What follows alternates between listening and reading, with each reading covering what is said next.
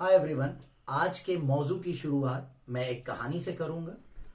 एक दफा का जिक्र है कि एक घोड़े और गधे में बहस हो गई। घोड़े ने कहा कि आसमान का रंग नीला है, जबकि गधा बजिद था कि आसमान का रंग पीला है। काफी देर बहस के बाद वो इस नतीजे पर पहुंचे कि चलें जंगल के बादशाह को चलकर अपना केस सुनाते हैं और वही इसका फैसला कर देगा। दोनों जंगल के बादशाह के पास पहुंचे और अपना केस उसकी खिदमत में पेश कर दिया। बादशाह सलामत से घोड़े ने कहा कि हुजूर, मैं ये कह रहा हूं कि आसमान का रंग नीला है, जबकि गधा बजिद है कि आसमान का रंग पीला है। बराए करम आप ही इसका फैसला सुना दीजिए।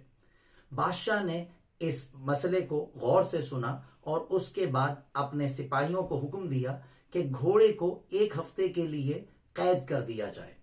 घोड़े ने कहा, हुजूरे वाला, मेरी बात दुरुस्त है और गधा गलत बात पे बहस कर रहा है, फिर भी सजा मुझे, ऐसा क्यों?